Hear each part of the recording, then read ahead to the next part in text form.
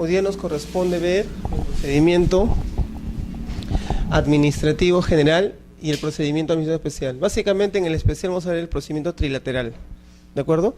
Eso en la parte final de la exposición del día de hoy, pero básicamente lo que quiero que hoy día se aprenda es el procedimiento general, obviamente procedimiento que está en la norma que ustedes ya saben, ¿no es cierto? La 27444. Sobre la base del procedimiento general vamos a ver el tema de las actuaciones, vamos a ver el tema de la instrucción del procedimiento y el tema de la conclusión. O sea, en ese orden vamos a ir desarrollando los artículos. Ahí en las diapositivas se ha dejado constancia de cada artículo que se va a desarrollar. ¿Con qué objetivo? Que ustedes después lo puedan revisar y estudiarlo más pormenorizado. Antes de eso, recordemos lo que hemos estudiado y que se supone que ustedes ya han aprendido la semana pasada. El Estado de Derecho, ¿qué cosa era? ¿Se acuerdan?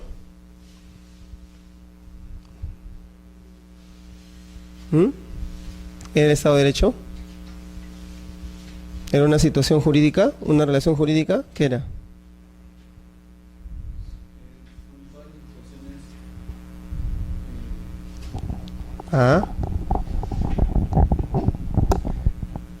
Siempre tienen que ir manejando los conceptos, ¿ah? ¿Por qué razón? Porque eso es algo recurrente. No te puedes olvidar de una clase a la otra.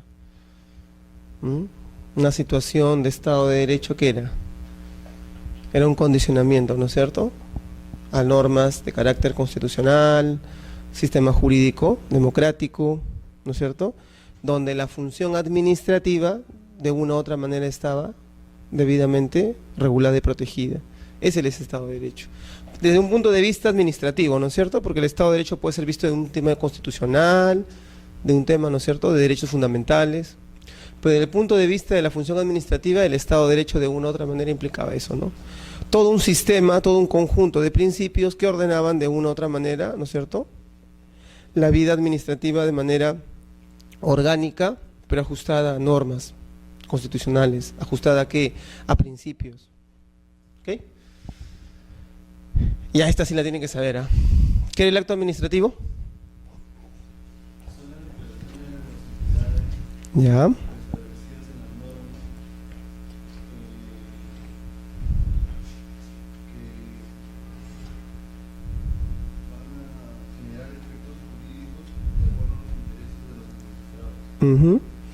¿Eso era directo o indirecto? ¿Eso era general o particular? Ojo, a ver, vamos a ver, esto de general o particular y esto de directo e indirecto, es importante que lo discriminen. Porque habíamos dicho ¿qué cosa? Que en cierto modo estas diferencias de las manifestaciones, de las formas jurídicas, estas diferencias las van a marcar en función de esto. En una u otra manera estas instituciones, ¿de acuerdo?, son formas en que se materializa, ¿no es cierto?, la función administrativa. Y el acto administrativo tendremos que saber en qué incide. Si es general, si es directo, si es indirecto, va a haber una diferencia. Me hubiese encantado que sus demás compañeros estén aquí, con el objetivo de poder repasar esto, porque esto es básico. ¿De acuerdo? Pero no obstante, ahí está la diapositiva para que lo puedas repasar. A ver, su compañero dijo que el acto administrativo era una declaración, ¿no es cierto?, de voluntad. La pregunta clásica era, ¿no?, ¿y el Estado tiene voluntad? ¿Tenía voluntad el Estado? Ajá. Y no olvidemos de que el Estado como tal es una entidad, también como lo es una persona jurídica, y por lo tanto sus representantes son los que ejercen esa voluntad. Sobre la base de eso, miren, no olviden, el acto administrativo puede ser de los dos órdenes, general o particular, ¿de acuerdo?, dependiendo del alcance que tenga, y puede ser también esto, directo o indirecto, dependiendo del alcance que tenga. ¿Dónde está la discriminación de estas formas? No en el acto administrativo, está en los demás. ¿El reglamento administrativo qué era, señorita? ¿Te acordarás? Reglamento administrativo. El reglamento administrativo era una declaración, ¿se acuerdan?, unilateral del Estado. ¿De qué carácter? General, particular, directo, indirecto. General o particular. Reglamento, general, pues, como si fuera una norma reglamentaria, el reglamento administrativo busca eso, ¿no? Crear un supuesto genérico de hecho al cual se subsumen varios casos generales. Y en cierto modo directo, o también podría ser de forma indirecta. ¿El hecho administrativo qué era?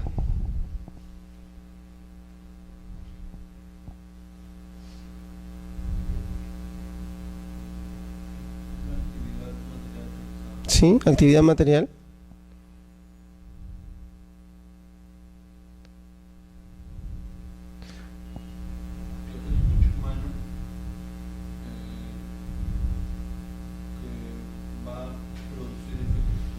Uh-huh. Ya, pero igual, ¿te acuerdas cuando hablamos de hecho jurídico? Muy bien, se distingue, pero ¿qué es? Como hecho humano implicaba eso, actividades materiales y actividades de orden técnico, ¿te acuerdas? Un informe en el área legal, necesariamente evacuaba, por ejemplo, una inspección ocular. Esa acta de inspección ocular era un hecho administrativo. Y no olvides, el hecho administrativo es un medio. Exacto, muy bien. Pero el acto administrativo es lo que al final lo podría englobar, ¿o no? El hecho administrativo de por sí no tiene en cierto modo, cierto grado de autonomía. Lo tiene en la medida que no vaya vinculado a un acto. Porque si el acto, o sea, si el hecho está vinculado a un acto administrativo, se vuelve un medio, el hecho administrativo. Pero si está solo y no se asocia a ningún acto administrativo, pues entonces es un fin. Porque por sí solo genera efectos jurídicos. ¿Ok? Igual, en el hecho administrativo puede ser esto, mira, efectos directos o indirectos. Y obviamente de alcance particular. ¿Estamos o no? Listo. ¿Qué es el acto de la administración? ¿Se acuerdan? ¿Qué es el acto de la administración?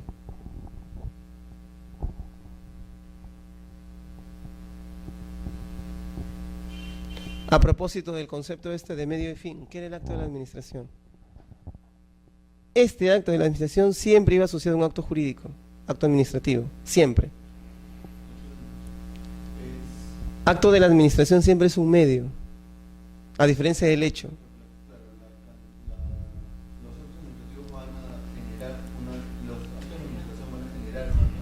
En este caso es clarísimo que el acto de la administración, ustedes lo van a encontrar en la doctrina como simple acto, así, simple acto de administración.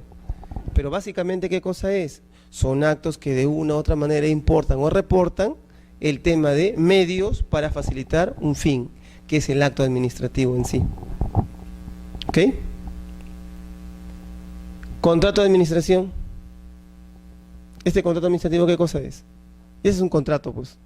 ¿Qué es? ¿Definición de contrato? Acuerdo de voluntades, ¿no es cierto?, bilaterales, donde mínimamente tiene una de las partes que ser ¿quién? El Estado, la administración. Y en todo caso, esos contratos administrativos pueden ser pasibles también, ¿no?, de poderse dar de diferentes formas. Ya no les pregunto más las formas cómo se impugna cada uno, porque se supone que ustedes deberían saber eso. ¿Ok? ¿O les pregunto? Tienen que repasar, ¿eh? Ustedes veo que ustedes y entre otros quizás son los más aplicados, pero siempre están en la espera de la clase que viene, la clase que viene. Y tienen que repasar para entrar a la clase que viene, si no nos quedamos ahí truncados. El procedimiento administrativo, miren. El procedimiento administrativo es el procedimiento por el cual se conforma de un conjunto de actos desarrollados en las entidades de la administración pública, cuyo fin es la obtención de un acto administrativo, ya sabes lo que es, con relevancia jurídica que produce efectos individuales o individualizables. Mira lo bonito, ¿eh? El acto administrativo está hecho para tener efectos de orden directo. ¿Estamos o no? Y no generales, individuales. ¿Por qué? Porque el acto administrativo se supone que tiene que otorgar, ¿no es cierto?, efectos jurídicos a una relación, a una situación jurídica. Por eso dice efectos individuales o individualizables. Lo individual o lo individualizable, ¿qué implica? Que necesariamente hay un petitorio, una rogatoria, respecto de intereses, obligaciones o derechos de los administrados. Tan grande es el acto administrativo que, mira, ve, intereses, obligaciones, derechos de los administrados. O sea, mira, mediante un acto administrativo puedo restringir, puedo autorizar, puedo prohibir, puedo limitar. Eso, derechos, obligaciones de los administrados. ¿Claro? Ese es el procedimiento administrativo. Y sobre la base de eso es que se maneja el tema de los efectos jurídicos. Conjunto de actos, no olvides esa definición para tu examen. Conjunto de actos que lleva ¿qué cosa? La consecución de un acto administrativo. Y ese acto administrativo produce efectos individuales. Esto, efectos individuales o, ¿por qué individualizables? Porque también puede ser un conjunto de personas. Si es un conjunto de personas, las que se están solicitando el tema, ¿no es cierto?, de los derechos, obligaciones, abstenciones, por ese lado entran.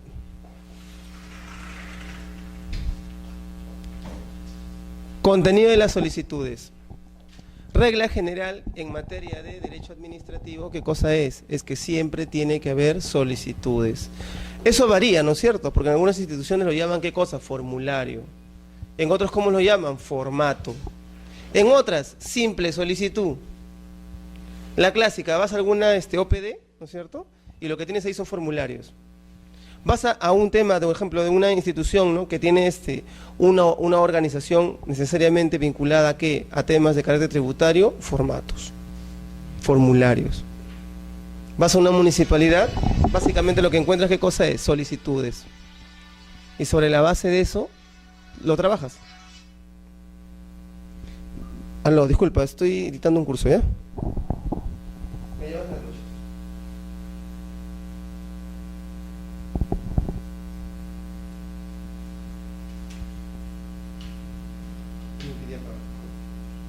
Y ustedes se supone que también apaguen sus celulares. ¿Ok? Listo. Entonces, repetía e informaba. El tema de las solicitudes, repito, es la forma como se inicia. Digamos, es la etapa en que se va a dar inicio al procedimiento administrativo. ¿Qué es el procedimiento administrativo? Un conjunto de actos, ¿no es cierto?, destinados a producir ¿qué cosa? Efectos jurídicos. Pero en esos efectos jurídicos, ahí subyace ¿qué cosa? El concepto de acto administrativo. Efectos individuales o individualizables. Y las solicitudes son como se inicia, ¿no es cierto?, el tema de los actos administrativos dentro de un procedimiento administrativo. Y esas solicitudes, como dice el artículo 113, dice, los escritos de solicitudes deberán contener los datos, habla de escritos. Ahí ya te da a entender una cosa, tiene que ser necesariamente expreso pero no verbal, expreso escrito, expreso no verbal, expreso escrito, que permitan ubicar a quién, al que está solicitando, en este caso al administrado, con claridad su pedido. Tú puedes encontrar diferentes tipos de rogatoria, ¿de acuerdo? No necesariamente petitorio. Petitorio judicial, rogatoria administrativo. ¿Estamos o no? Ambos son tipos de solicitudes, sí, pero solamente que técnicamente sean en instancias distintas. Y de ser necesarios los fundamentos de hecho y de derecho que sustentan su pedido. En líneas generales, es por escrito, se presenta y se tramita sobre la base del procedimiento administrativo de cada sector. Acá te pongo algo particular. Cada TUPA determina los requisitos que van a adicionarse a la solicitud. Cuidado, ¿ah? Porque esta solicitud, así sea por orden virtual, sigue siendo una forma escrita. Profesor, pero no necesariamente tenemos que llenar formulario, porque a veces lo mandamos por la vía virtual. Sí, pues, pero sigue siendo escrita. El soporte de la solicitud escrita bajo el artículo 113 no necesariamente nos lleva a ver que sea físicamente material. Puede ser virtual, puede ser en otro tipo de plataforma. ¿Estamos o no? ¿Se entiende? Legitimidad para presentar las solicitudes, importantísimo. ¿A qué se refiere legitimidad? Cuando digo usted está legitimado a.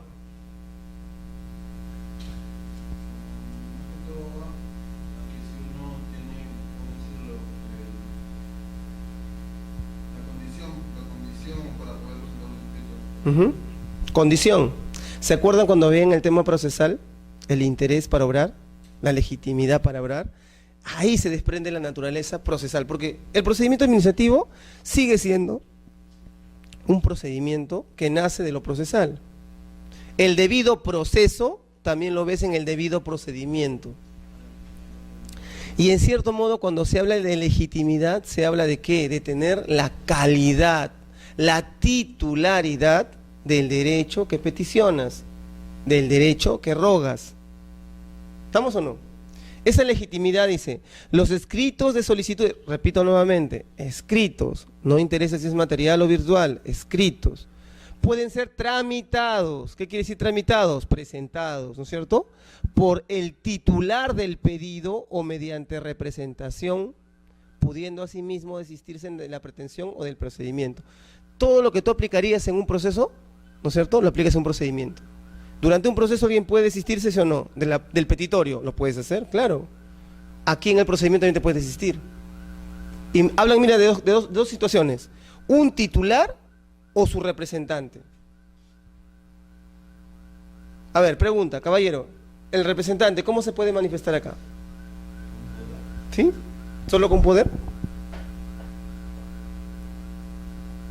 ¿Cuál es la diferencia entre mandato y poder?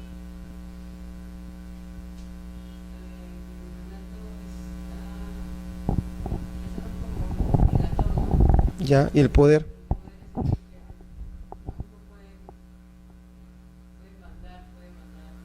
Sí. ¿Se acuerdan un poquito de contrato? ¿De mandato? Ahí hay una primera diferencia. El poder no es un contrato, no es un acto bilateral, es unilateral. Mientras que el mandato es un contrato.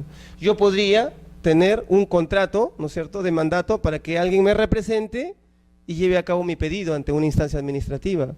Como yo, titular, podría haber otorgado un poder, como bien dijo su compañero, para que alguien me patrocine, me asista, me tramite mi pedido. ¿Se dan cuenta cómo va variando los conceptos? Lo cierto es que en el derecho administrativo, en el procedimiento administrativo, no se hace una distinción tajante.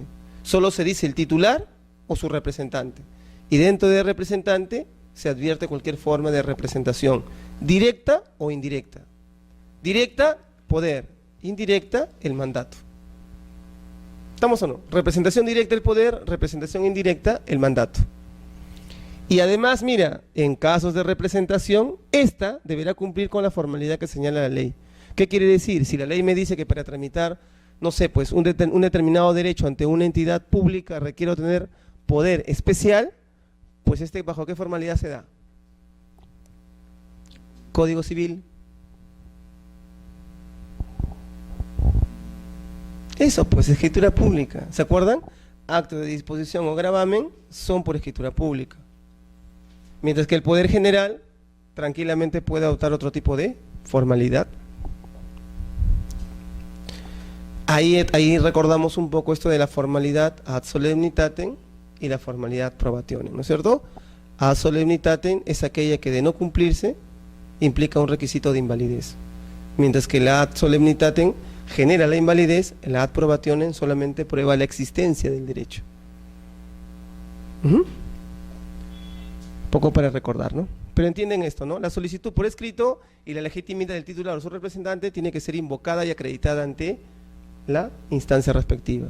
Ahora, va a depender mucho, escuchen, va a depender mucho de cómo se presenta y se legitima la solicitud, porque algunas instituciones, para evitarse el tema de la acreditación, parten de supuestos reglamentarios de presunción. Por ejemplo, si tú vas a registros públicos, quien presente el título, mira, no me acuerdo decir, quien presente el título no tiene que exhibir esto. ¿Por qué? Porque hay un dispositivo reglamentario para registros públicos que establece que se presume que quien presente el título actúa con poder del titular. O sea, registros para darle más celeridad a sus trámites, por ejemplo, han asumido que no hay una acreditación de poder si fuera un representante. La tramitación, la presentación del título parte por una presunción legal, por ejemplo. En otras instituciones no, tendrás que acreditar, como bien dice acá el artículo 115, este debe cumplir con la formalidad que señala la ley. Y esa formalidad necesariamente implica que tú lo acredites ante la instancia respectiva. ¿Claros? ¿Preguntas, dudas?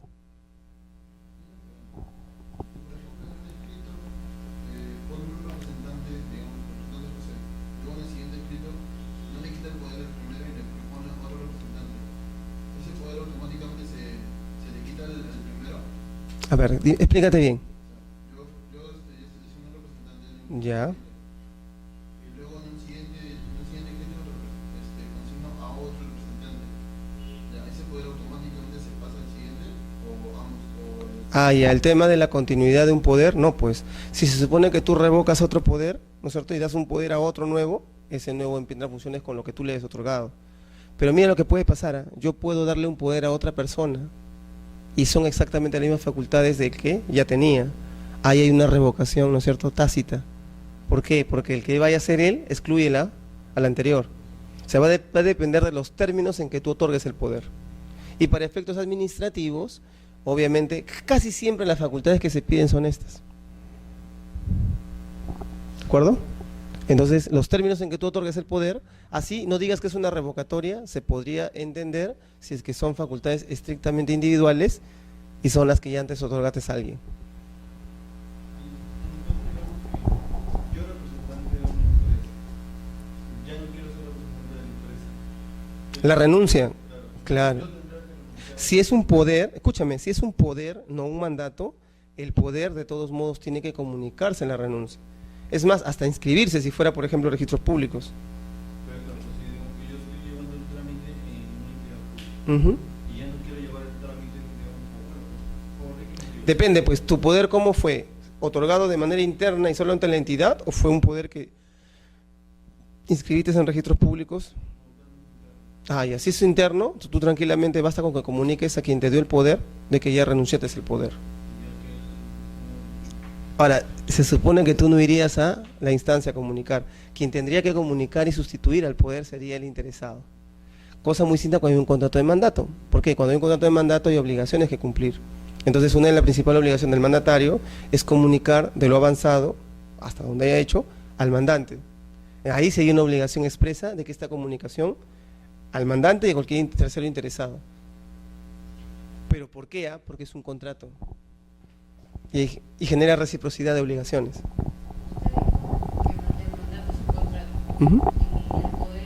Unilateral. O sea, nace del poder dante hacia el apoderado. En cambio, el mandante y mandatario no, se vinculan contractualmente. ¿Ok? Listo. ¿Se entendió esto, no? De la legitimidad. Acumulación de solicitudes. Palabra importante en esta diapositiva, miren, asuntos conexos.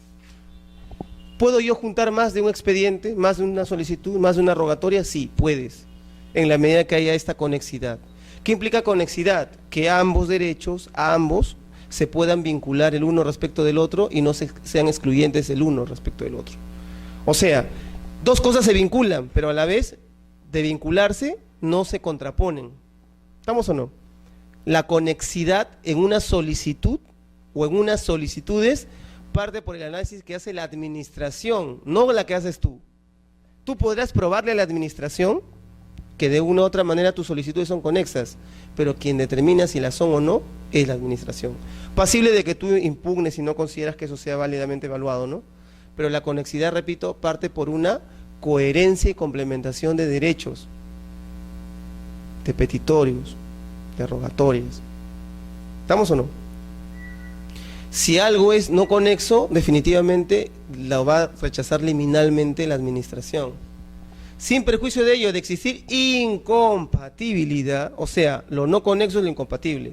¿Por qué algo se conexa? ¿Por qué las solicitudes se juntan? Porque son compatibles.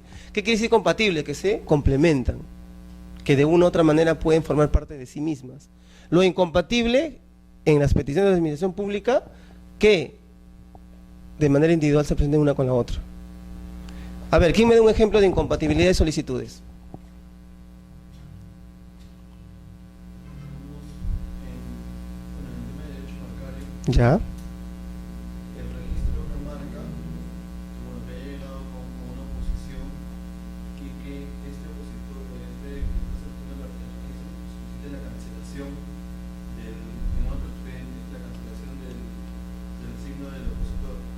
Ujú. Ya. Ahí son compatibles o incompatibles. Ese es el análisis que tenemos que llegar para hacer la acumulación. Si el derecho de uno se contrapone con el otro y si ambos deberían ser resueltos por la administración del mismo lado. Uno más claro, ¿ya? Imagínate que estoy pidiendo, mira, estoy pidiendo la fábrica de una estructura en una municipalidad. ¿Estamos o no? Pero además de la fábrica, quiero solicitar la independización de cada una de esas unidades. O lo pongo más municipal, ¿ya? Que sea menos registral, menos administrativo, más municipal. Estoy pidiendo la construcción y la numeración de cada unidad. ¿Es compatible o incompatible? ¿Por qué sería incompatible? Error. A nivel municipal, tú puedes numerar internamente las unidades. Que registralmente eso se respalde después con numeraciones definitivas es otra cosa, pero podría numerar. Pero imagínate si lo que te estoy pidiendo es una demolición. Mira, la demolición de una fábrica que también está en trámite. Pregunta, ¿compatible o incompatible? Tengo una fábrica que estoy construyendo y a la vez solicito la demolición. Exacto, ahí viene un tema de tiempos, pues. ¿Por qué? Para que sea compatible, primero demuelo y luego construyo. Ahí habría un tema de incompatibilidad si es que fuera la presentación, ¿no?, posterior. En ese sentido, cada entidad tiene que analizar el tema de la compatibilidad e incompatibilidad por la contraposición o no, para que puedan ser considerados derechos conexos o no, y acumulables. Yo tranquilamente podría decir, señor entidad, Gerencia de Desarrollo Urbano, quiero que usted me autorice la licencia de construcción de la fábrica, 4 pisos, y me dé además la numeración respectiva. Pues, construye la fábrica y temporalmente le ponemos la numeración 101, 201, 301, 401, ya, 4 pisos. ¿Ya está? Por ejemplo, ¿no? ¿Se entendió?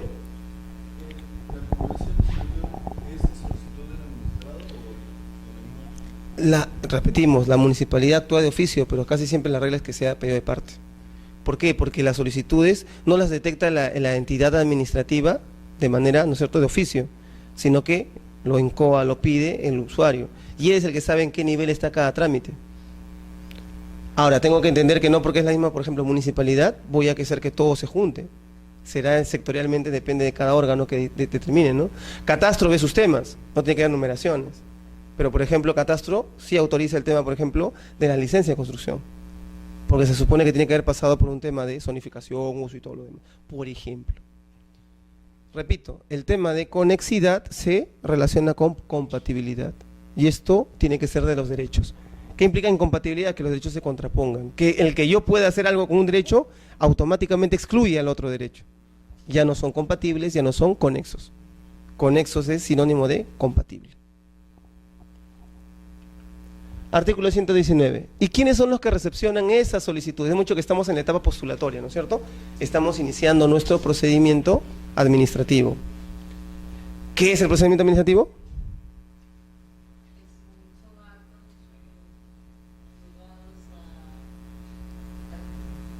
Destinados a lograr ¿qué cosa? Jurídicos a través de actos administrativos, no olvides. Que limiten, ¿no?, autoricen cualquier cosa o restrinjan derechos o faculten, ¿no?, derechos y obligaciones de los administrados. No olvides, regulan intereses individuales o individualizables. ¿Quiénes son los que pueden recepcionar esas documentaciones? ¿Quiénes son los que están llamados a tener que recibir? Primero, los órganos administrativos donde van dirigidos, o sea, la clásica mesa de partes de cada órgano administrativo. Es el encargado de ¿qué? De recepcionar todo este tipo de documentación.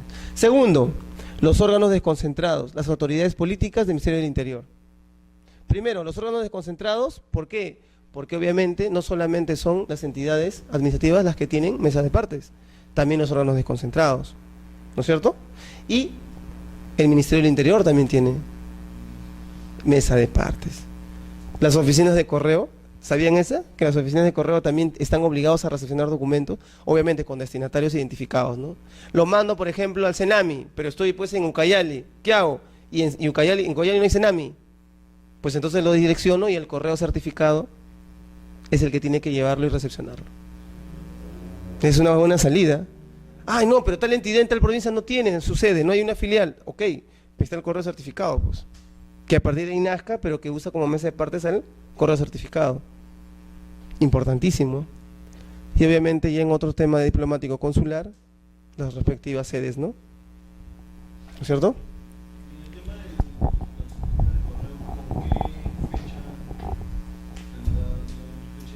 Por eso es correo certificado, pues. Exacto, pues claro, a partir de ahí va a llegar a su destino. Obviamente ya veremos en lo que avanza de nuestra clase el tema del término de la distancia, que es importante. El correo certificado dirá, lo presentaste hoy día, pero oye, son 8 días hasta que llegue a Lima. ¿Estamos o no? Ya veremos ese cómputo de plazos. ¿Se entendió esto? ¿Quiénes están obligados a que esos legitimados que presenten solicitudes sean aceptadas? Todas estas entidades. A ver, una diferencia entre lo diplomático y lo consular. ¿Son lo mismo? ¿Son lo mismo la sede diplomática y la sede consular? Ya, lo pongo más difícil, ¿ya? ¿Es lo mismo una embajada que un consulado?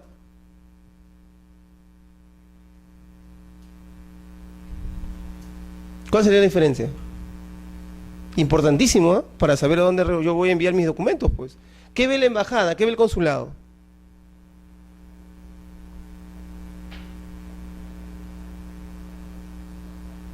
Ahí sí todo silencio. ¿Se acuerdan? A ver.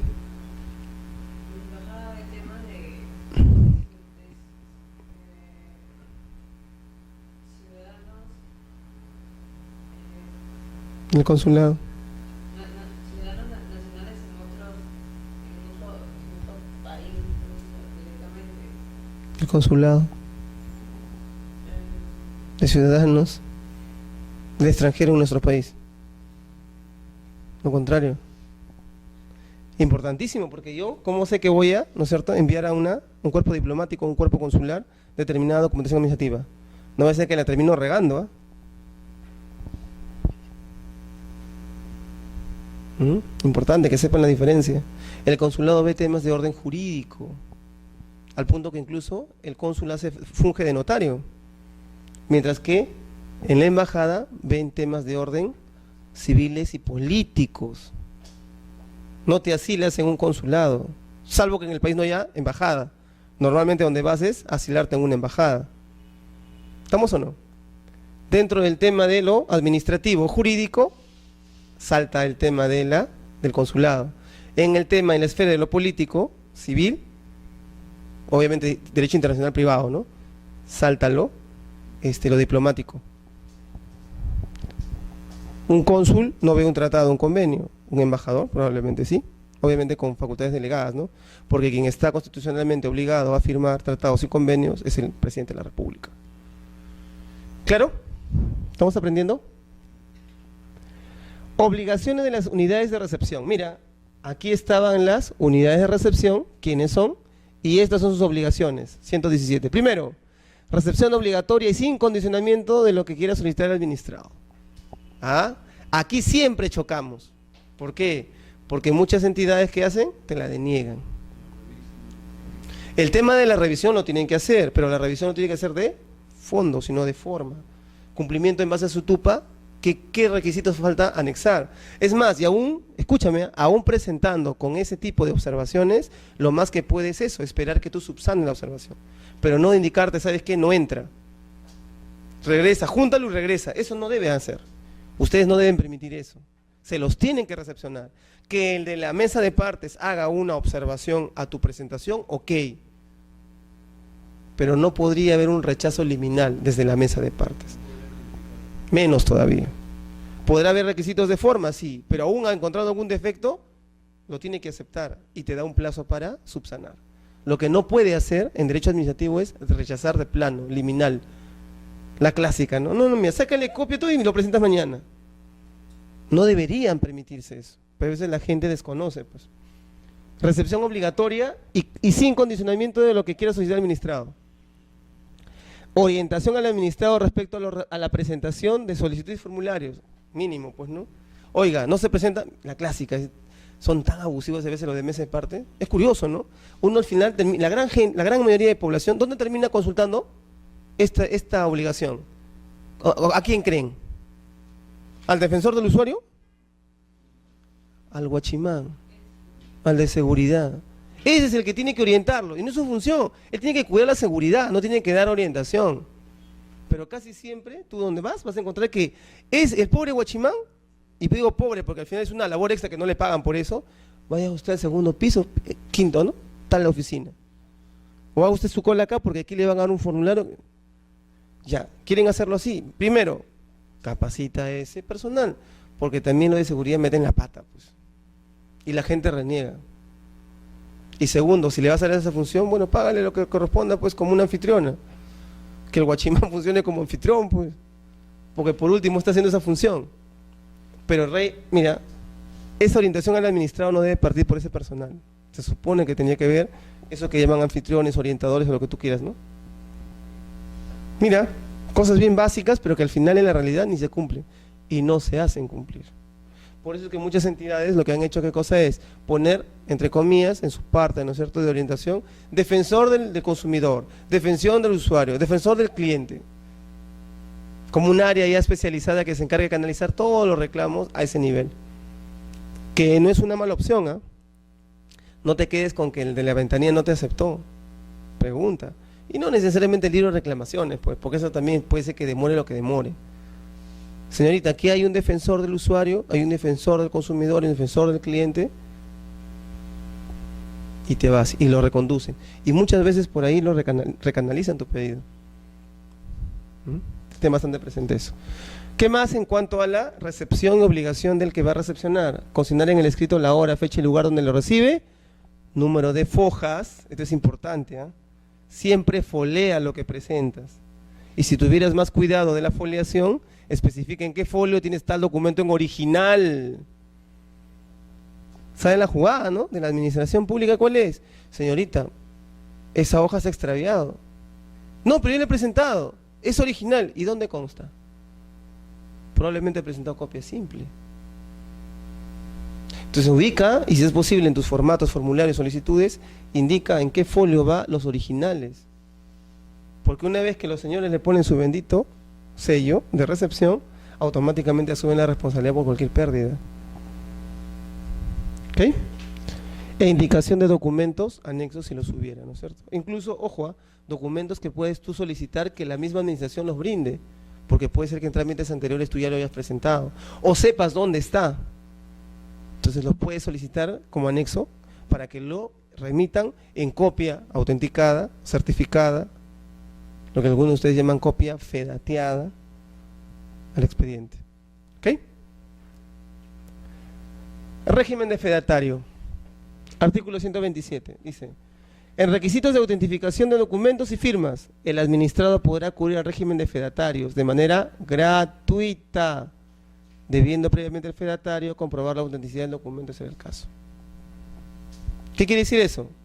Que ese documento, ¿no es cierto?, ¿fedateado o autenticado? Caballero, ¿fedateado o autenticado? ¿Por qué no fedateado? Si es un fedatario. ¿Y por qué no certificado? Si es un fedatario. Mira, dos términos, ¿eh? Certificado y fedateado. ¿Por qué usted dice autenticado?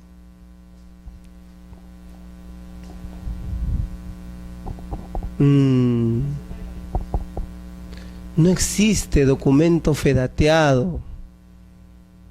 Ese término lo hemos creado la gente en el argot criollo. Ah, es un fedatario, ¿no? Que fedatee los documentos, pues. Lo que existe, como bien dijo su compañero, razonadamente ahora, hay documentos autenticados que autentica un fedatario. ¿De acuerdo? Y el fedatario no puede certificar documentos. Profesor, ¿pero cómo es eso?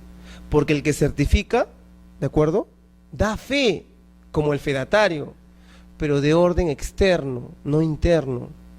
¿Qué quiere decir de orden externo, no interno? Que cuando tú certificas, esa documentación autenticada y certificada tiene valor fuera de tu institución. Pero en cambio, si tú, fedatario, autenticas, esa documentación que tú has autenticado solo tiene valor para efectos internos. En buen cristiano, el documento autenticado por un fedatario, efectos internos, orgánico, interno, orgánico. Documentos certificados, esos tienen valor de autenticidad, pero a nivel externo. Incluso, mira, interorgánico, de institución a institución. Si tú mañana autenticas una resolución del Ministerio, ¿no es cierto?, de Educación, solo tendrá valor por el fedatario que te lo ha autenticado dentro del Ministerio de Educación.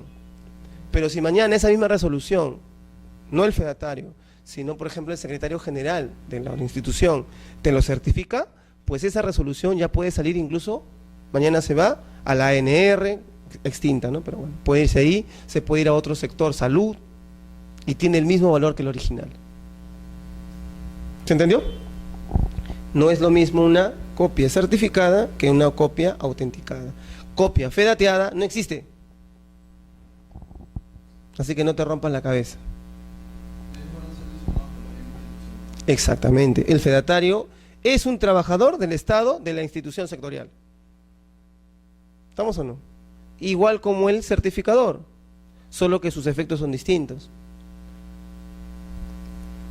Sin perjuicio de ello, la administración podrá requerir en cualquier estado del procedimiento la exhibición del original, presentado por autenticidad por el fedatario. ¿Qué quiere decir eso? Que el fedatario ha autenticado tu copia, con tu copia se inició el procedimiento, pero ¿sabes qué? El órgano colegiado que va a evaluar tu caso, tu expediente, tu solicitud, necesariamente quiere ver el original para contrastarlo. Pues a pesar que te lo han autenticado y tiene valor interno, tienes que exhibir. O sea, no porque lo hayan autenticado, el original ya no tiene valor, y sí la copia autenticada. Si te piden el original, igual tendrás que presentarlo. Que no siempre suele ocurrir eso. ¿Por qué? Porque se supone que los órganos administrativos no son peritos. O sea, el original sería para ¿qué? Para contrastar con la copia. No va, ¿no?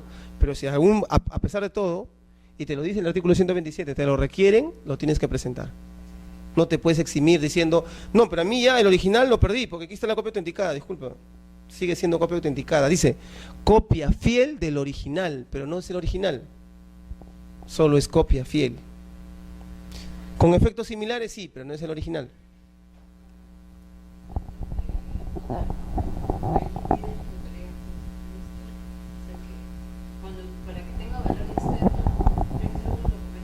Certificado, no autenticado. Importante, ¿no? Por el valor interorgánico que le da hacia terceros, mientras que en cambio el autenticado es interno. He ahí la limitación del fedatario, pues. Si no, el fedatario sería como un notario, ¿no te parece? Sus documentos podrían dar fe en cualquier instancia, y no es así, solo en su instancia. En cambio el notario certifica, ¿por qué? No autentica, certifica, ¿por qué? Porque él da fe, pero sus documentos tienen valor externo.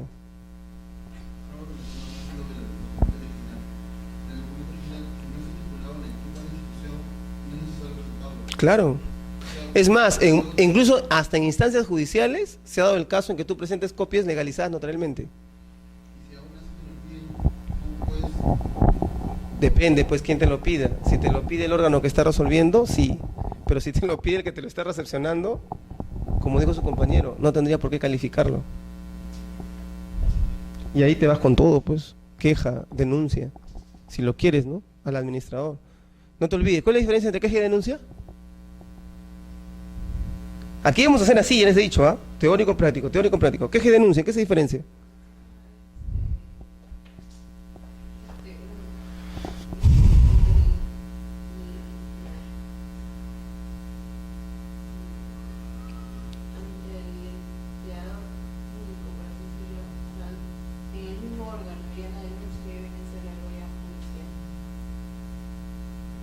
Primera tingencia, hay denuncias administrativas. No la denuncia tiene que ser penal, fuero civil, jurisdiccional. La queja y la denuncia están en el fuero administrativo. ¿Ven qué importante? Consejo, chicos, un diccionario jurídico. No, yo estoy por acabar la universidad, yo ya acabé. No. Siempre es bueno. Lo que nosotros llamamos mataburro, pues, ¿no? Diccionario normal, que sea jurídico para los abogados, pues siempre es bueno. Ya si quieres virtual, pues. Pero tenlo, siempre es bueno. Te ayuda, te da una noción. La queja y la denuncia, ¿cuál es la diferencia? En que la denuncia, ¿de acuerdo? Tú ya has determinado claramente, y así lo tendrás que sustentar, que hay una infracción al reglamento. ¿De acuerdo? Hay una infracción así, clara.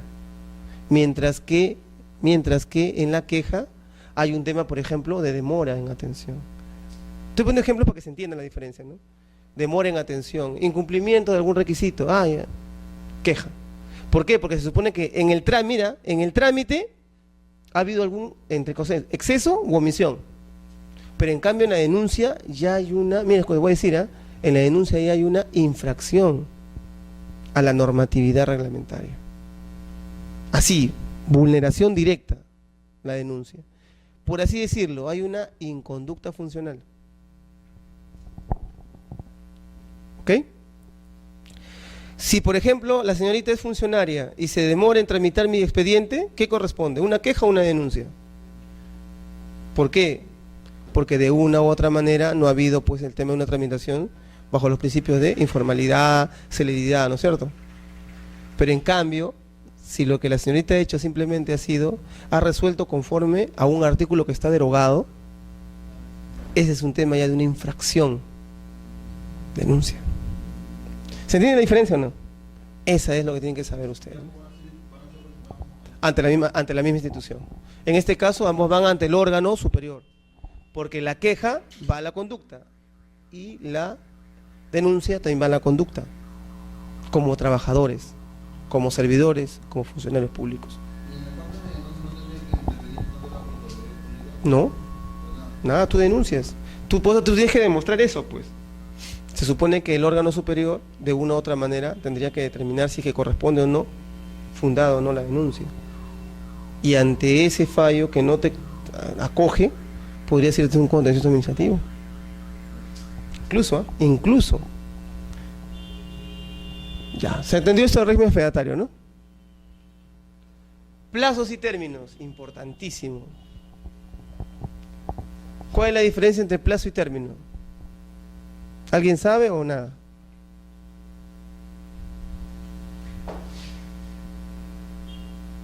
Plazo y término.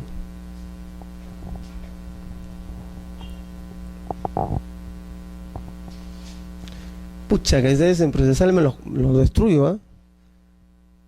Plazo es el lapso de tiempo. Término es el punto inicial y final del cómputo de ese lapso. 24 de diciembre. ¿Qué estoy diciendo? ¿Plazo o término? Con la definición que he dado. Ajá. Pero si dijera 3 meses. ¿Estamos o no? ¿Interesante o no? Plazos y términos. Los plazos se entienden como máximos tanto para la administración como para los administrados. ¿Por qué dice como máximos? Porque la municipalidad, la OPD, Petroperú, lo que tú quieras, cualquier entidad que ejerza función pública, función administrativa, podría poner plazos mínimos, como suele pasar. Por ejemplo, cuando yo presento una solicitud, lo máximo que la norma me dice, ¿cuántos son en días? 30 días para poder resolverse.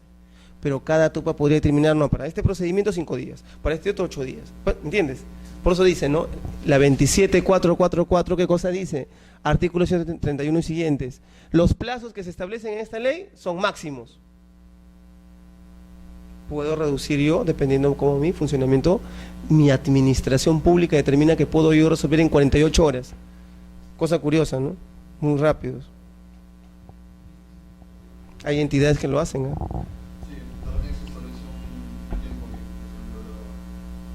Por ejemplo, el plazo expresado por días se considera como días hábiles. No te olvides, escúchame esto, el plazo del Código Civil son plazos naturales, el plazo del derecho administrativo son plazos en días hábiles. Nunca olvides eso. El plazo se contabiliza a partir del día hábil siguiente de practicada la notificación. O sea, presentado, al día siguiente se computa todo el tema del plazo. Y en defecto de eso, la notificación manda. ¿Cuándo te notificaron? Hoy día, entonces mañana corre tu plazo. al día siguiente de la notificación, entiéndase que se compute el plazo en transcurso. Al cómputo de los plazos establecidos se le agrega el término de la distancia. ¿Qué quiere decir término de la distancia? Pues, ¿te acuerdas cuando presentabas como mes de partes al correo certificado? Pues el término de distancia es lo que se demora justamente en entregar la documentación que tú has presentado de un punto a otro geográficamente hablando. Por ejemplo, el Poder Judicial ha determinado términos de la distancia que también el procedimiento se aplica supletoriamente. Ha hecho una tabla de términos de la distancia. A nivel procesal, pero a nivel administrativo, supletoriamente se aplica eso. Lo cual no quita que cada institución podría determinar sus términos de distancia. Por ejemplo, el Código Procesal establece que para aquí a Huancayo por tierra son 5 o 6 horas. Por ejemplo, ¿no? Vía carretera.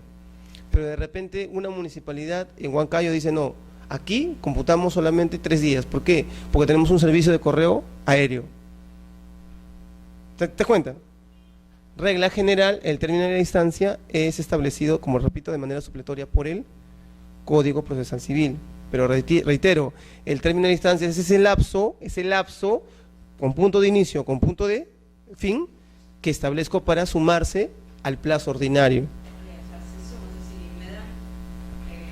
Tu trámite en el TUPA dice 15 días, pero tú lo presentas en provincia, pues el término de distancia son 3 días, serían 8 más 3. ¿Claro? Previsto el lugar del domicilio del administrado dentro del territorio nacional y el lugar de la unidad de recepción más cercana. Pues es unidad de recepción más cercana, ¿qué quiere decir? Oye, hoy día estamos en Yurimaguas, pero mira, estamos en Yurimaguas, pero la oficina de RENIEC no hay en Yurimaguas, está en Tarapoto. ¿Y cuánto es de Yurimaguas a Tarapoto? Son 2 horas por carretera. Ah, ya. Entonces, a esto se le suma el término de distancia, para que entendamos que pueda llegar la documentación a la unidad de recepción más cercana. Lo triste es que a nivel del Estado no todas las instituciones están descentralizadas y casi siempre todas están en la capital de provincia o en las capitales de distrito. ¿Okay? Ahí le doy la razón un poco al señor cuando habla de RENIEC, porque RENIEC ese sí se ha descentralizado. Es curioso, ¿no? RENIEC se ha descentralizado donde tú menos piensas. Un caserío, un tema de una comunidad nativa, ahí hay un registrador de RENIEC. La pregunta es, ¿en qué circunstancias hace su función? Y ese es desastroso. ¿Encontrarás un funcionario de RENIEC en cualquier parte del país? Sí, pero ¿en qué circunstancias desarrolla su función? Y ese es el gran problema, porque casi siempre hace, como dicen, ¿no?, agua por donde tú lo mires, en capacidad, en infraestructura, en logística. La importancia del tema de la descentralización, pero con estructura, no simplemente con base jurídica. Plazos improrrogables. Los plazos fijados por norma son improrrogables, salvo disposición en contrario. ¿Qué quiere decir eso? La prórroga no es de oficio. La prórroga no es de oficio. ¿Hay prórroga de oficio? Sí, pero por regla general los plazos no se pueden prorrogar. Mira, si la norma lo permite, o sea, tiene que haber un dispositivo legal, reglamentario, ¿no es cierto?, estatutario, que determine de que hay una prórroga. No es que yo presuma la prórroga, o yo, porque soy el jus imperium, me ha delegado el Estado a mí funciones, yo mañana digo que hay prórroga. No. La ley te lo tiene que permitir. Y si lo permite, la autoridad competente puede otorgar la prórroga en los plazos siempre que lo solicite el administrado antes de su vencimiento. Esa es una cosa bien bonita que tienes que aprender. Yo no puedo prorrogar si es que el plazo venció. ¿Estamos o no? Yo solo prorrogo cuando el plazo está vigente. Hasta el último día antes de que venza puedo prorrogar. Pero vencido el plazo ya no hay prórroga que vaya. ¿Así la norma permite que puedo prorrogar 15 días más? No, ya se venció el plazo. Por extemporáneo se tacha, ¿no es cierto?, se elimina el concepto de prórroga. ¿Estamos o no? Cosa muy distinta es ¿no es cierto?, una situación cuando no hay norma imperativa que lo faculte. Peor todavía. Ya hay una flagrancia total, pues, porque encima que el funcionario no tiene ley que lo respalde, puede no otorgar una prórroga que es inconstitucional. Mira, la prórroga, ¿quién lo pide? El administrado, no es de oficio, el administrado lo pide. ¿Y por qué se da? Porque la ley lo permite. Así viene tu examen, ¿ah? Completa. ¿Quién lo pide? El administrado. Segunda pregunta, ¿y por qué lo otorga la administración? Porque la norma lo faculta. Por ejemplo, la prórroga es concedida por única vez mediante decisión expresa. ¿Puedo prorrogar la prórroga? No, solo por única vez. La prórroga en ese sentido no amerita, ¿no es cierto?, el tema de prórrogas sucesivas. Las prórrogas sucesivas están proscritas. El Poder Ejecutivo por decreto supremo fija los días inhábiles, ¿no es cierto? Así empezó nuestro gobierno, ¿no? El de Humala, al comienzo un montón de feriados, feriado. Y hasta que ya se desaceleró también, ¿no? Ahora lo que menos hay son feriados. Y están asados el sector público, ¿por qué no pueden hacer ya? ¿No es cierto? Feriado puente, ¿no? Viernes a lunes y esas cosas así. La norma debe ser publicada y difundida para conocimiento general. ¿Qué quiere decir eso? Que por decreto supremo se declaran inhábiles. ¿Por qué inhábiles? Porque la administración pública funciona con días hábiles, pues. Y si lo inhabilitas, entonces no se computa el plazo ahí. Publicada se entiende que es de conocimiento general. Las unidades de recepción no pueden unilateralmente inhabilitar días. ¿No han visto esa comparación, ¿no? Que no es lo mismo? ¿No han visto esa propaganda de este candidato de Ancash, de la región Ancash? Que si él llega a ser presidente de región va a dar 500 soles a cada ancashino, como una especie de bono así de ciudadano, así he dicho. Que todo ancashino que vote por él, si él llega a la presidencia regional, va a tener un bono de 500 soles. Es como que mañana ese presidente diga, ¿no? Si es que yo llego a ser presidente, yo voy a declarar 15 días inhábiles después de las elecciones. Todo es por decreto supremo y esos días inhábiles tienen que ser publicados en el peruano. Si no, no hay.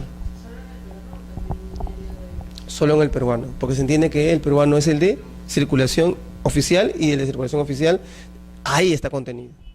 Nada que el diario El Sol, no sé qué cosas hay por ahí, ¿no?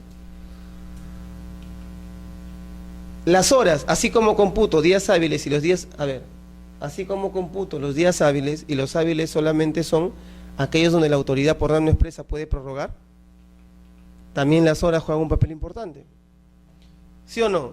¿A qué hora cierran las entidades públicas? 4:45 algunas, para variar. Tú llegas justo 4:46, te fregaste. Mira lo que dice. Para el horario de atención de las entidades se consideran horas válidas las fijadas para el funcionamiento de la entidad. Eso es lo importante, funcionamiento de la entidad. Antiguamente, y obviamente yo tampoco he vivido eso, había horario de oficina, decían, ¿no? Los de la administración pública solamente trabajaban hasta las 12 del día. De ahí se iban a su casa, porque la entidad solo trabajaba hasta el mediodía. Cosa curiosa. Las fijadas para el funcionamiento de la entidad. ¿Qué quiere decir eso? Que cualquier entidad podría alargar sus horas de trabajo. Ojo, podría ampliarlo. Esa ya es facultad. Eso no puede ser menor de 8 horas, pero puede alargarla, ¿sí o no? Al punto que has visto que muchas entidades, como por ejemplo RENIEC, en estas épocas electorales se tienen hasta las 6, 7 de la noche. Ellos han considerado, pero no menor a 8 horas. Laboralmente deberían ser reconocidas, o por lo menos, como no hay presupuesto para el Estado, compensadas, ¿no? Por turno. Pero lo cierto es que el que haga o no mayor o menor hora, tiene necesariamente que estar autorizado esto previa norma. Y segundo, el horario de atención concluye con la prestación del servicio a la última persona que se encuentra en la entidad dentro del horario hábil, 138 del decreto de la ley 27444. ¿Qué quiere decir? El último que se quedó ahí, así sean las 8 de la noche, tiene que ser atendido. ¿Por eso no han visto los guachimanes? Están esperando nomás que sea un cuarto para las 5, o media hora antes de las 5, y cierra la puerta. Porque basta que se cuelen 4 o 5, se fregaron. Quienes van a roncar, ¿quiénes son? Los administradores, ¿no? Porque ellos de una u otra manera les piden irse temprano. Una vez fue curioso en el Banco de la Nación, fue conocidísimo eso, al menos por las redes sociales. Yo estuve ese día que hicieron eso. Yo fui a dejar un cheque nada más, ¿no? A cobrar un cheque. Pero justo mi mala suerte fue que se coincidía con la fecha de pago de los viejitos, pues. Y para su mala suerte, eso que el guachimán está, pero así, ojo de águila con la hora, Entró un viejito, y el viejito, lo que, mira cómo es, ¿no? Viejito, ellos son los más vulnerables, pero no son los más tontos, ¿eh? Ni bien entró, dejó su bastón ahí en la puerta. Ahí lo dejó, o sea, entró y puso su bastón. Y tras eso entraron como juego de 10 viejitos que bajaban de un taxi. O sea, esa era su jugada de ellos. Y los 10 entraron. Hasta ahí tú dirás, pucha, qué tonto el guachi, ¿no? Pero igual no lo podía empujar porque es un anciano, ¿no? Pero el problema fue que esos 10 hicieron de lo que era 5 de la tarde hasta las 6:30, 1 hora y media. Uno por uno. No sé qué estarían firmando, haciendo.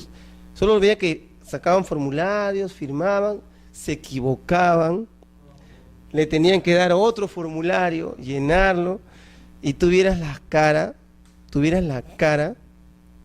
de las de caja, ¿no? Por esto.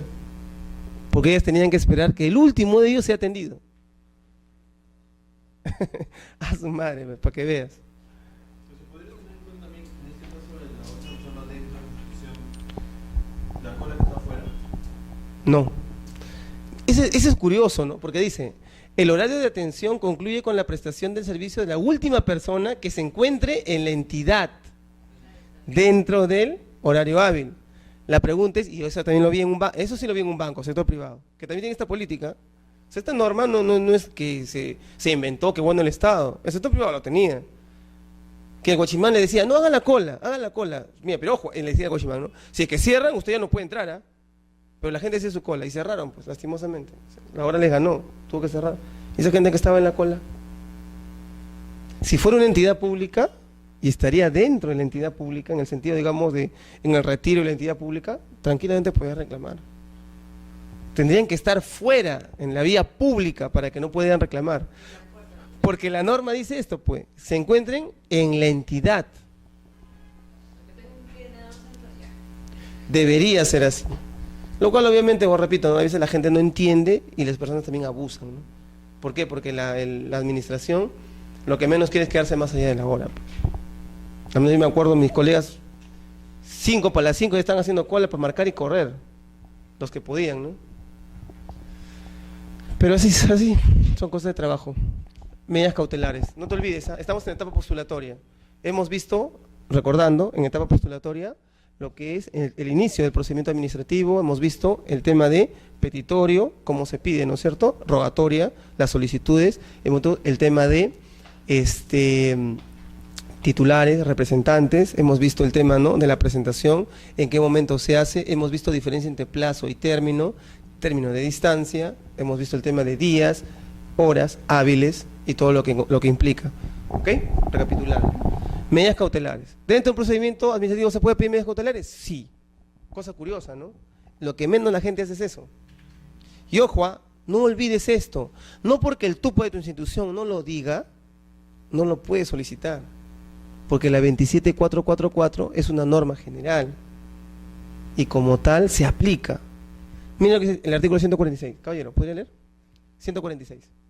Iniciado el procedimiento, la autoridad competente, mediante decisión fundamentada, podrá adoptar las medidas cautelares establecidas en la ley, de prever riesgo en la eficacia de la resolución del Las medidas cautelares podrán ser modificadas o levantadas durante el procedimiento. Las medidas cautelares caducan de pleno derecho por la emisión de la resolución que pone fin al procedimiento. No se permite dictar medidas cautelares que causen perjuicio irreparable al administrador. ¿Qué tal? Mira, el único sustento es esto, ¿ve? Decisión fundamentada, y segundo, para evitar el tema de lo irreparable, ¿no?, del procedimiento administrativo. La medida cautelar, señores, es algo, repito, que no se usa con frecuencia y que lastimosamente la gente cree que solo tiene que estar expresamente en el TUPA. Y no es así. Tú lo puedes incoar también con el procedimiento administrativo. Lo más importante es esto, ¿ve? Mira. Podrá ser modificada o levantada durante el procedimiento. ¿Eso qué quiere decir? Que si ya no hay nada que cautelar, si el derecho ya está, ¿no es cierto?, protegido, entonces la cautelar se cae. O si es que ya hay una resolución, ¿no es cierto?, que define el procedimiento, que lo termina, pues tampoco debería subsistir. Ya que dice caduca de pleno derecho, ¿qué quiere decir? Caducar de pleno derecho, ¿qué quiere decir? Que no requieres que el órgano diga que se canceló esa medida cautelar. Si la resolución que cautelaba ya se cumplió, la cautelar tiene que caer solita. ¿De acuerdo? No necesariamente tengo que pedir por una resolución que la cautelar se cancele. Caduca de pleno derecho si es que la resolución que protegió ya cumplió sus efectos. No se permite dictar medidas cautelares que causen perjuicio irreparable al administrado. Mira, no se permite dictar medidas cautelares que causen perjuicio irreparable al administrado. ¿Qué quiere decir perjuicios irreparables? Poner un caso, ¿ya? Para matizar.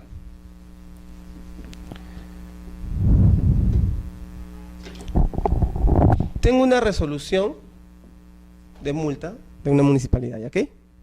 Esta resolución de multa lo damos en enero del 2014. ¿Estamos o no? La infracción,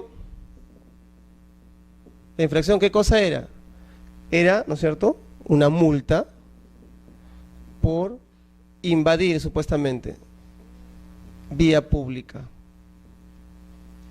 ¿Cómo así vía pública? Yo tengo mi puesto de frutas, ¿de acuerdo? Yo tengo mi puesto de frutas y, como pongo mis frutas, de una u otra manera lo que he hecho, ¿qué cosa es? Invadir la vía pública poniendo un poquito más allá las frutas que yo vendo. Mediante una RM en el 2014 me sancionan. Mediante otra resolución de multa, en marzo del 2014 me vuelven a multar por la misma infracción. Reiterancia, supuestamente. ¿Ok? Hasta ahí era una persona multada.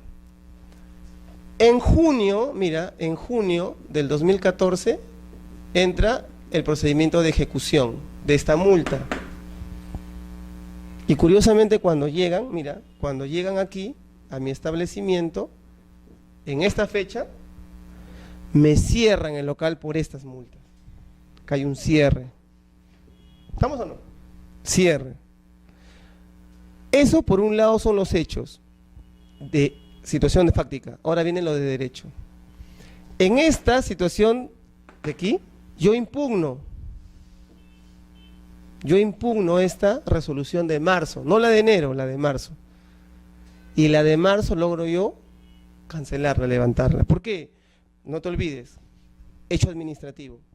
Cuando hay una situación de una constatación ocular, esa constatación puede dar cuenta que, por ejemplo, este señor que había puesto sus frutas más allá, como ese señor en la vereda, ahora ya no está. ¿Estamos o no? Corrigió las medidas correctivas para una multa, obviamente lo que evitan es eso, ¿no? Que hay una sanción mayor.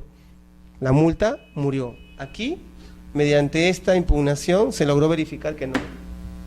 Pregunta. Díganme, chicos. Pregunta. Aquí hay cierre, ¿eh? Si hay una resolución de multa de enero del 2014, cuya infracción es eso, invasión a la vía pública, por lo que les he explicado, y hay una resolución de multa del 3 del 2014, ¿estamos o no?, que es la misma infracción, invasión a la vía pública, y esta ha sido declarada fundada, muerta la sanción. ¿Por qué el 6 del 2014, en junio, hacen efectiva esta y me cierran mi local? ¿Se entendió o no? ¿Se entendió o no se entendió?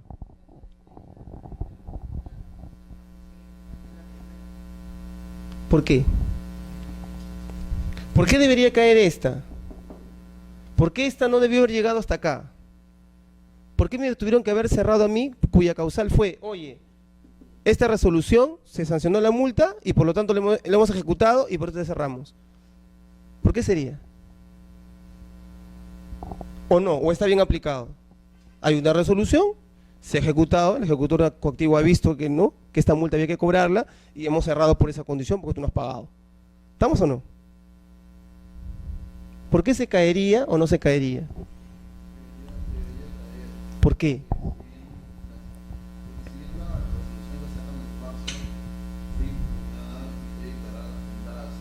Pero esa es otra RM, ¿eh? Ellos hicieron una inspección acá, me multaron. Regresaron en marzo, me impugnaron nuevamente. Pero yo apelé esto, ¿no? Y demostré que aquí se habían equivocado, porque yo ya me retiré, o sea, si bien es cierto que ustedes pueden haber visto ahí, no voy a entrar al detalle, ¿no? Pero logré ganar. ¿Saben por qué esto no debería haberse dado? Porque aquí hay un hecho similar.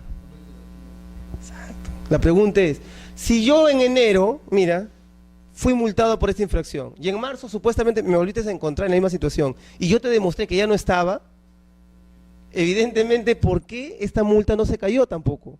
Si se supone que la medida correctiva, ¿cuál fue? Te multo y te corriges, y me corregí, por eso te gané acá, y es marzo, es posterior a esta. ¿Se dan cuenta? Medidas cautelares. Para evitar esto de acá y el cierre, una medida cautelar preventiva del daño irreparable, y lo mato con esto, ¿ah? ¿Por qué? ¿Por qué irreparable? Porque justo el puesto donde yo vendo son frutas, y los productos son pere. Si tú me cierras, ¿qué va a pasar con mi fruta? ¿Mis proveedores qué van a hacer? ¿Me van a cobrar? Medida cautelar. Y con esa medida cautelar hemos logrado eso, ¿no? Discúlpame. Al margen que tengo una disquisición jurídica, ¿no es cierto? Parece un no bis in idem, ¿no? ¿Me han infraccionado por el mismo hecho o no? A pesar de que yo te demostré que ya me corregí, debería haberse caído esta también.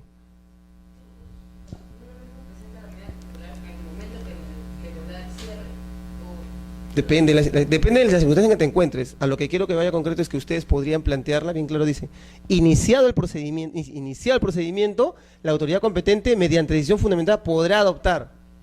O sea, yo podría tranquilamente hacer acá mi recurso, ¿no es cierto?, de reconsideración, incluso hasta una acción constitucional. ¿Cuál? ¿Por qué? ¿Qué derecho fundamental, lo importante? Libertad de trabajo, pues, libertad de empresa.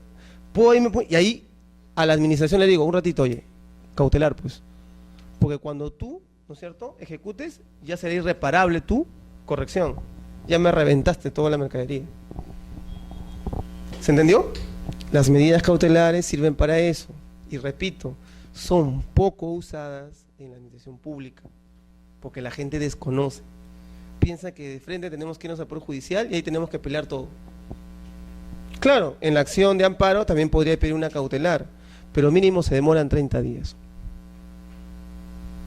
Pese a que es un amparo. ¿Estamos? ¿Preguntas? Expediente 1 intangible. Ya estamos en el tema, finalizando la etapa postulatoria. Es un expediente que reúna todas las actuaciones. Mira, compaginación siguiendo el orden regular de los documentos, 200 folios o fojas.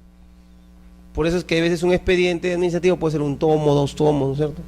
Porque 200 cierra el expediente. No quiere decir que cierre el expediente de manera definitiva, lo cierra para efectos de volver a abrir otro tomo. Todas las actuaciones deben foliarse, no hay ninguna que debería estar, entre comillas, sin foliar. No puede introducirse enmendaduras, alteraciones ni agregados. Desglosado bajo constancia. ¿Qué quiere decir? Quiero sacar este original para poder tramitarlo y traer otro documento que usted me pide. Pues desglosa con constancia. Queda la constancia en ese folio. Importantísimo. Y también hay el tema de la reconstrucción por extravío. Una vez en registros públicos, les cuento, en un procedimiento administrativo, apareció un expediente atrás de un baño. Como no querían que algo se inscriba en el procedimiento administrativo especial, que es en el registro público, desaparecieron el título. Que aquí se puede llamar de manera general expediente, ¿no? Pero técnicamente para registros es un título. Lo desaparecieron. Y después de años, haciendo limpieza a la gente, lo encontró atrás de un baño. Otros atrás de anaqueles. Y eso pasa clásico en el Poder Judicial, también te desaparecen. Por eso qué importante es que lo haga cortes, ¿no es cierto?, para ver en qué anda tu despacho judicial. Lo cual no lo va a hacer, pues, porque es un monstruo el Poder Judicial, ¿no? La regla de los 200 folios es totalmente criminal, o sea, sí o sí tiene que cumplir. 150. No debería haber ninguna excepción a la regla.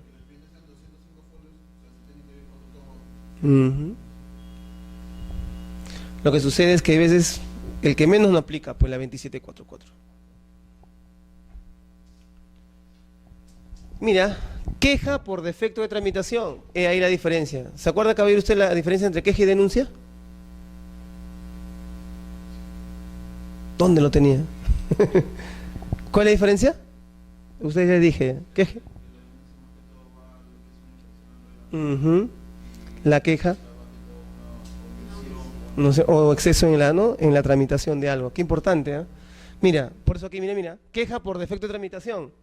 Defecto de la tramitación o paralización. O sea, que le da la gana, pues, al ejecutor ejecutivo, no me da la gana, estoy de vacaciones. Yo tengo mucha carga, la clásica, ¿no? Tengo mucha carga laboral.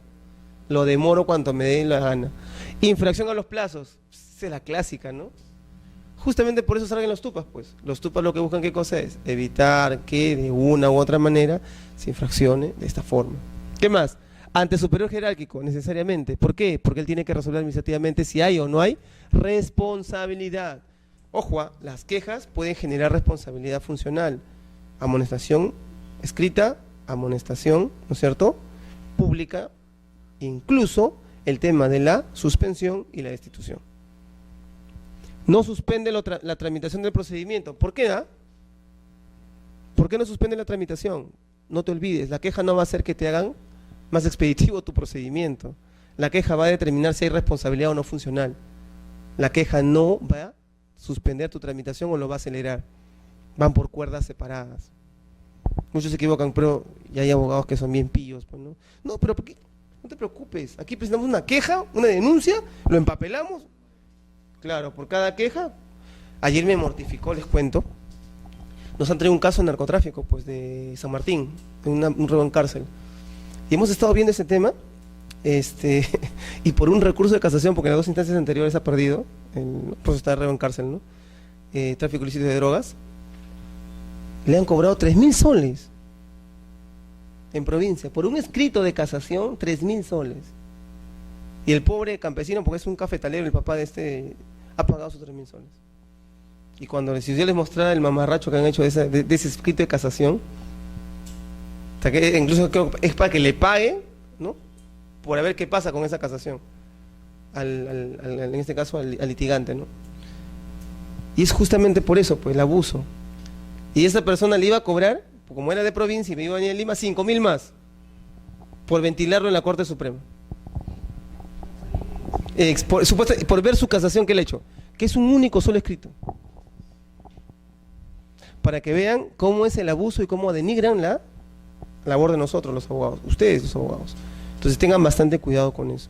Antes de meter la pata, porque dicen, ¿no?, errando se aprende, discúlpame, ten cuidado, rodéate, vincúlate con gente que te ayude, mejora en tu trabajo para que no hagas esas cosas.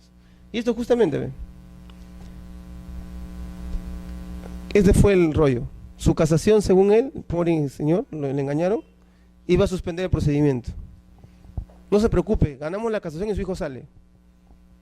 Ahora échate a andar, nuestro dolor de cabeza es como Michi, vamos a complementar ese escrito de casación para que esto vaya. Hay que leer el expediente. Y está en la Corte Suprema. Claro, como trabajo, ¿no?, académico, todo es buenazo, pues aprendes un montón. Pero el tema es, ¿y ahora cómo resuelves el entuerto? Claro, y el otro señor se llevó sus 3.000 soles, pues. Ya no es abogado, ya lo retiraron, lo subrogamos en el proceso, ya se salió, él no tenía la culpa, pues, pero ya cobró 3.000 soles. Desgraciado, a ver. Queja fundada y medidas correctivas. ¿Qué quiere decir esto? Si la queja, obviamente, ¿no es cierto?, es dada a favor del peticionante en este caso, ¿qué son medidas correctivas? Amonestación escrita, amonestación verbal, amonestación pública, suspensión o destitución. Mira, ya este es un tema ya de ver cada reglamento de funciones, qué tipo de sanciones tiene. No te olvides, una cosa son, ¿no es cierto?, las sanciones y otra cosa son las infracciones. Las infracciones pueden ser leves, graves y muy graves, mientras que las sanciones pueden ser amonestación escrita, verbal, como tú gustas, ¿no?, destitución, suspensión, ¿entiendes? Una cosa son las infracciones y otra cosa son, ¿no es cierto?, las sanciones efectivas. ¿Claro? ¿Sí? Ya. Eso con la queja respecto a la tramitación, que no es la denuncia, que ya te expliqué. Instrucción del procedimiento. Mira, ya acabamos con la etapa postulatoria, vimos mesa de parte, vimos solicitud, vimos acumulación, todo postulatoria. Estamos entrando al procedimiento. Aquí ya no, aquí ya estamos en el camino del procedimiento. Estamos en la instrucción, en lo que se va desarrollando para que el procedimiento llegue a su fin. Los actos de instrucción son aquellos que son necesarios para la determinación, conocimiento y comprobación de los datos en virtud de los cuales debe pronunciarse la solicitud. ¿Qué quiere decir aquí? Aquí lo postulado se evalúa. Como todo órgano, en este caso administrativo, tiene que merituar los medios probatorios presentados.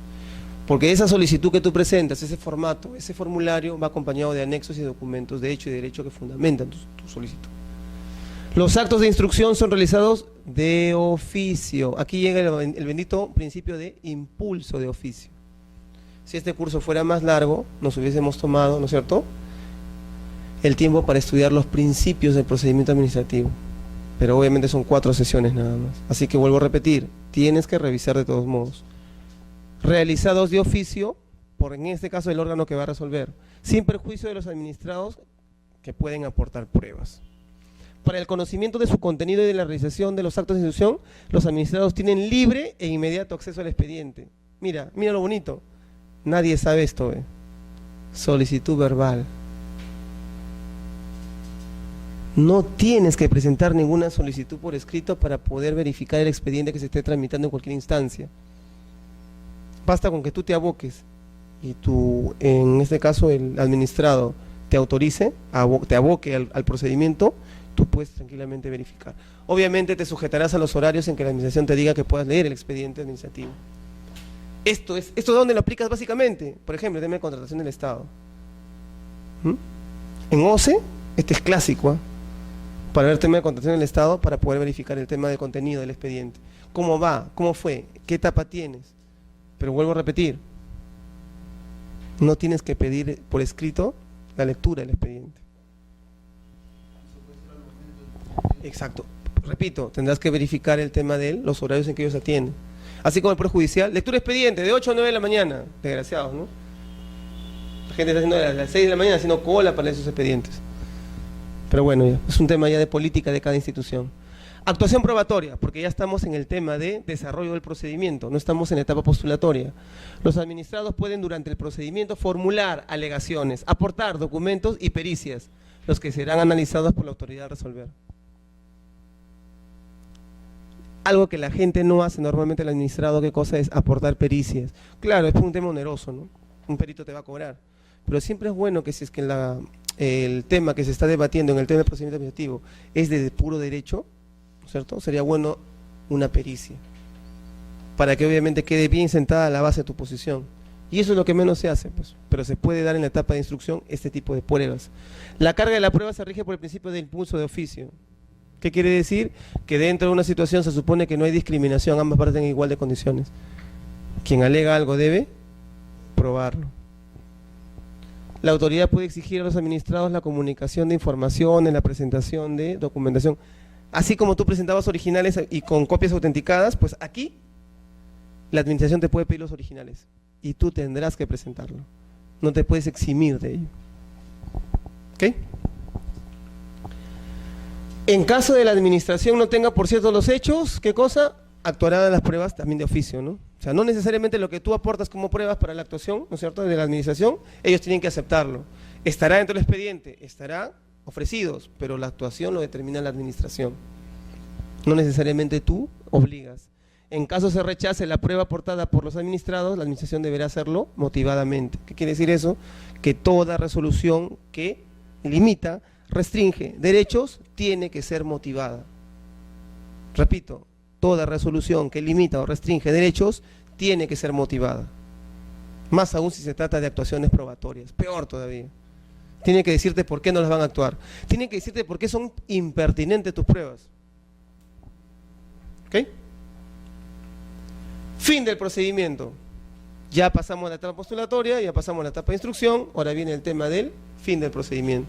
Y este es un fin como pasa en todo proceso. Tiene muchas figuras que son similares. Mira, pone fin al procedimiento las resoluciones que se pronuncian sobre el tema de fondo. ¿O sea? Se resuelve el tema, ¿no?, incoado, rogado, peticionado, se acabó el procedimiento porque ya se resolvió, ya se pronunciaron. El silencio administrativo positivo o negativo también pone fin al procedimiento. Silencio administrativo positivo, ¿qué significa? Se entiende admitida. Negativa, ¿se entiende? Rechazada, ¿no es cierto? Curioso, ¿no? Mira, la administración dice que no informalismo, celeridad, impulso de oficio, lo que tú quieras, pero en el fondo acepta el silencio administrativo. ¿Eso qué quiere decir? Que la propia administración reconoce que ellos no son oportunos en cuanto a sus resoluciones. Por eso admite que el silencio administrativo, positivo o negativo, termine también el procedimiento. El desistimiento, clásico, ¿no es cierto? Como es una rogatoria, como es una solicitud, yo puedo desistirme, puedo ¿no es cierto? Retornar al origen de que todo fue, no presentarlo. Y eso lo hago mediante las formalidades que cada institución determine que se hagan. La declaración de abandono, presenté la solicitud y nunca más me presenté. Como todo abandono procesal, hay una situación de sanción, de castigo a la poca, ¿no es cierto?, actitud proactiva de él que está solicitando. No olvides que el procedimiento administrativo se inicia a petición de parte, no de oficio. Por eso es que el abandono es una sanción, porque ellos lo iniciaron y no lo continuaron. Esa inactividad se sanciona. Los acuerdos adoptados en la conciliación o transacción. Formas, ¿no es cierto?, externas de poder resolver el tema del procedimiento. A ver, ¿cuál es la diferencia entre conciliación y transacción? ¿Cuál es la diferencia? ¿O no hay ninguna?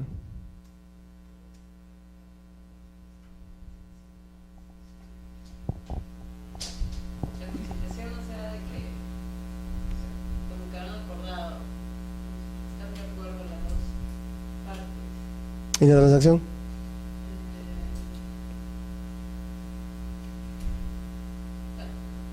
Se podría decir que también, pero este acuerdo se llegó no en el proceso en sí, sino ya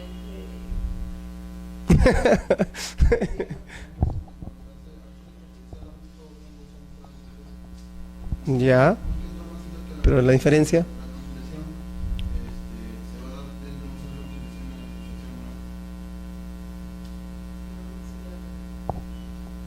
No es por lugar. Caballero, ¿lo pensó?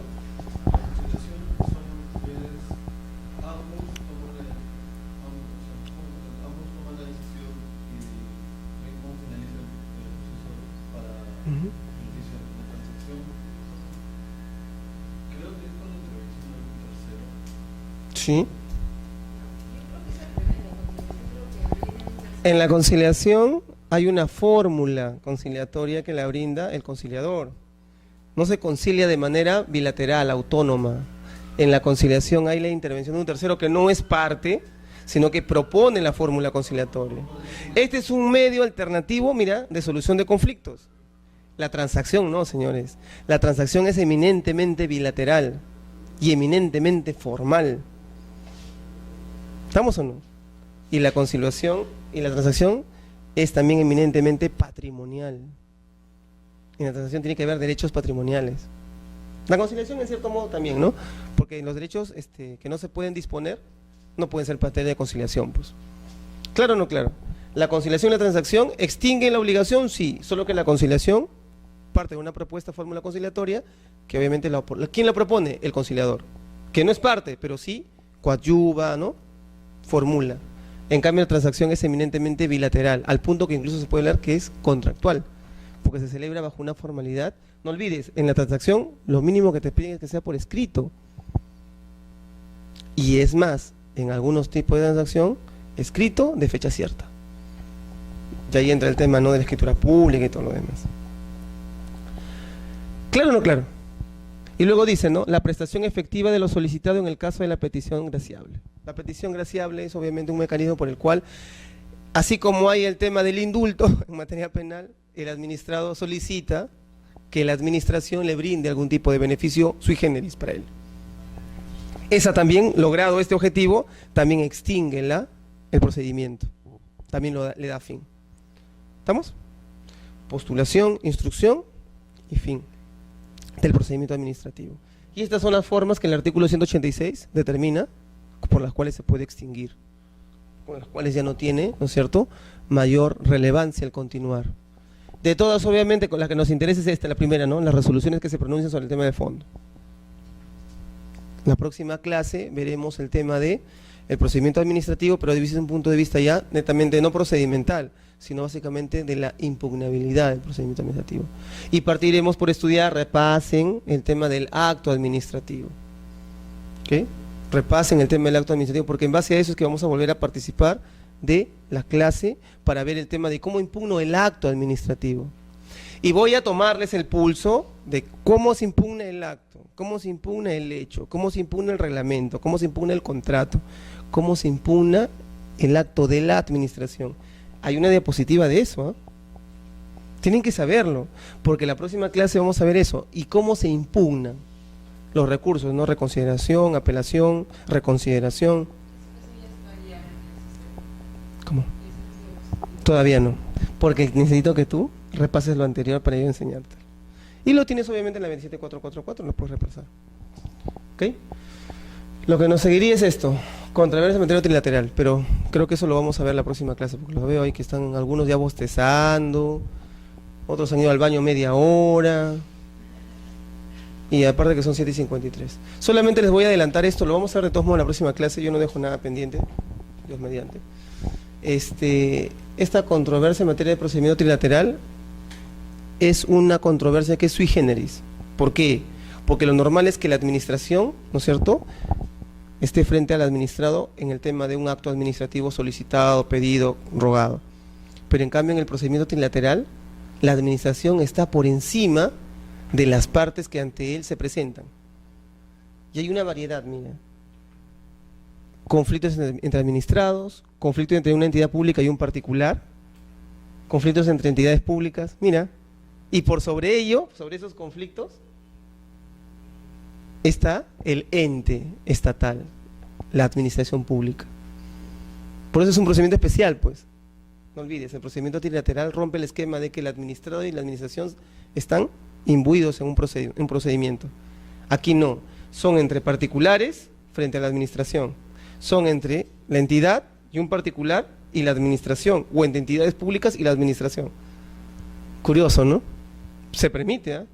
Y hay ejemplos varios respecto de esto. Por ejemplo, en materia de contrataciones del Estado es típico que haya procedimientos trilaterales. Así que si vas repasando un poquito, la próxima clase también lo vemos. ¿Ok? Hasta aquí alguna duda, alguna pregunta, alguna queja. ¿Ok? ¿Listo? Les agradezco, hasta aquí vamos a llegar. ¿Listo?